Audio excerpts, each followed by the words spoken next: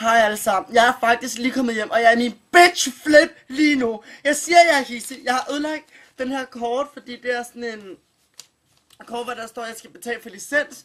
Prøv her. Jeg føler, at jeg betaler nok licens i forvejen. Jeg betaler topskat, jeg betaler 60% i skat. Så skal man kraftedeme også betale for det her fucking licens. For det første, jeg ser ikke DR1. For det andet, jeg ser heller ikke DR2.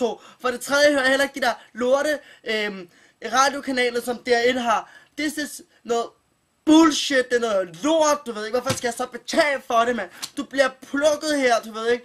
Hver eneste måned, så får du taget alt det, du laver, ikke? Laver jeg en reklamefilm, ja, så kommer det, så tager de kræfter med 60% af min skat. Fedt, du ved ikke. Fedt, nej, fedt, altså jeg har ikke nogen måde at betale skat, men jeg betaler så meget og blive hele tiden. Du får taget alt fra dig, du får taget alt fra dig. Okay, næste måned, jeg skal lave en reklamefilm. En lille reklamefilm, nu tager det bare som eksempel. Okay, jeg får 20.000 for det.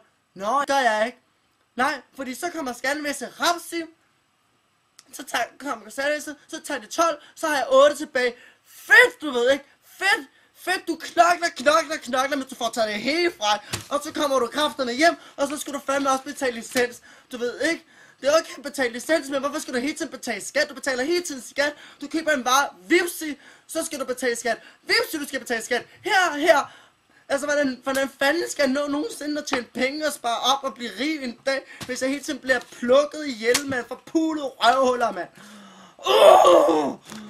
Ej, sorry, men jeg har bare brug for at komme ud med min bitch flip.